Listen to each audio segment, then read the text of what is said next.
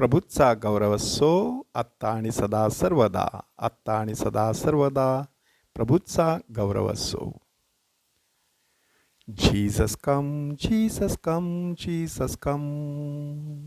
Say to us, I am the one who is to come. Jesus come, Jesus come, Jesus come. Say to us, I am the one who is to come.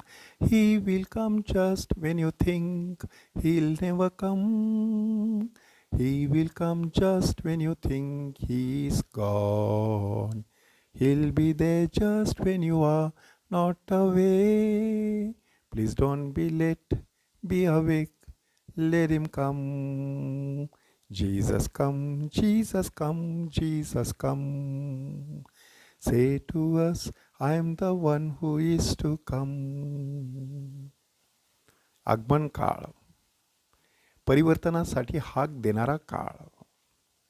एका व्यक्तीचं परिवर्तन जगामध्ये कशा प्रकारचा बदल घडवून आणू शकतं त्याची हजारो उदाहरणं इतिहासामध्ये आहेत. बाबा आमटे म्हणा, मदर तेरेसा म्हणा, महात्मा गांधी म्हणा, अविलची संत तेरेसा म्हणा, संत अगस्तीन म्हणा, नारायण वामन टिळक म्हणा, पंडिता रमाबाई म्हणा की साधू सुंदर सिंग म्हणा.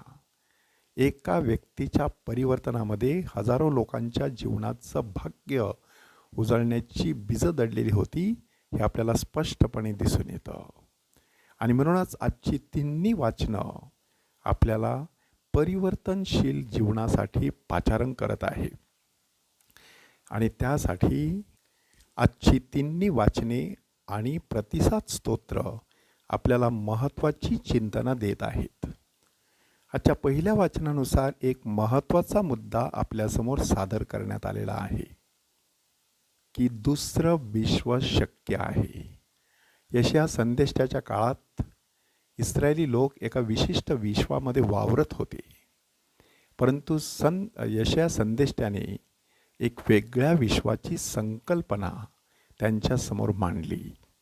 आणि ह्या विश्वाचं वैशिष्ट्य असं की पवित्र आत्म्याच्या प्रेरणेने जीवन जगणाऱ्या व्यक्तींचं ते विश्व, की त्यांच्यावरती ज्ञानाचा, समंजसपणाचा, शहाणपणाचा, सुज्ञानाचा असा आत्मा वस्ती करणार आहे. ते त्या आत्म्याच्या प्रेरणेने जीवन जगणार आहेत. आणि म्हणूनच ज्या वेळेला मशीहा अवतरेल त्यावेळेला त्याचं स्वागत करण्यासाठी ते तयार असतील, कारण परिवर्तनाच्या भट्टीतून ते तावून सुलाखून निघालेले असतील. त्यानंतर प्रतिसाद स्तोत्रामध्ये एका न्यायी राजाचं वर्णन करण्यात आलेलं आहे. हा न्यायी राजा दुसरा तिसरा कोणी नसून स्तोत्रकार स्वतः शलमोन आहे हे आपल्याला स्पष्टपणे जाणवते की हा शलमोन परमेश्वराकडे कसली देणगी मागत आहे.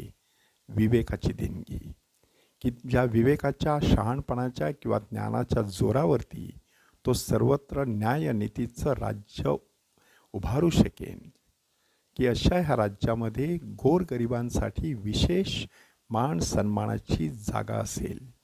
जोपर्यंत चंद्र मावळत नाही तोपर्यंत शांतीचं साम्राज्य असेल. सर्वत्र शांतीचं साम्राज्य कशा प्रकारे पसरणार आहे त्याविषयी शलमोन स्वतः एक प्रकारचं स्वप्न रचत आहे. आजच्या दुसऱ्या वाचनामध्ये संत पॉल रोमच्या लोकांना सांगत आहे की परराष्ट्रीयांसाठी तुम्हाला परिवर्तनाचं साक्षीदार बनलं पाहिजे, की जसा ख्रिस्ताने तुमचा स्वीकार केलेला आहे तसाच तुम्हीही एकमेकांचा स्वीकार करावा हे योग्य आहे. स्वतः ख्रिस्त इतका नम्र झाला की त्याने सुनता झालेल्यांसाठी आणि सुनता न झालेल्या परराष्ट्रीयांसाठी सुद्धा आपल्या प्राणाचं बलिदान केलेलं आहे.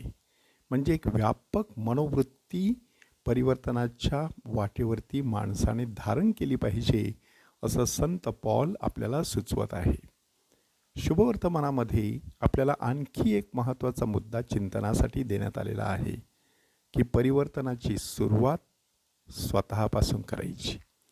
योहान बाप्तिस्ता इस्रायली लोकांना बाप्तिस्मा घेण्यासाठी पाचारण करत होता.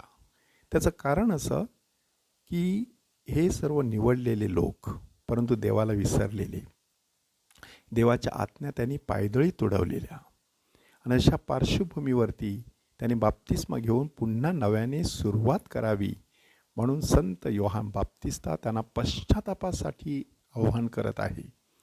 आणि त्याद्वारे एक महत्त्वाचं सूत्र आपल्यासाठी देण्यात आलेलं आहे की जी व्यक्ती परिवर्तनाच्या दिशेने न येता दूर पळून जाते त्या व्यक्तीचा विनाश ठरलेला आहे. त्यासाठी योहान बाप्तिस्ता त्यांना सापाच्या पिल्लांनो अशा शब्दामध्ये संबोधतो आणि झाडापाशी कुऱ्हाड ठेवलेली आहे, फळ न देणारं प्रत्येक झाड तोडून टाकलं जाईल अशा प्रकारची भविष्यवाणी करतो.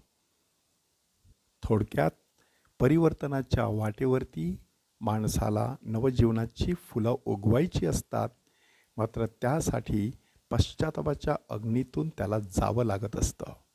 ह्या आगमन काळात पश्चातापाच्या वाटेने परिवर्तनाच्या दिशेने वाटचाल करत असताना आपल्या जीवनाला नवजीवनाची फुलं यावीत म्हणून परमेश्वराकडे कृपा आणि शक्ती मागूया.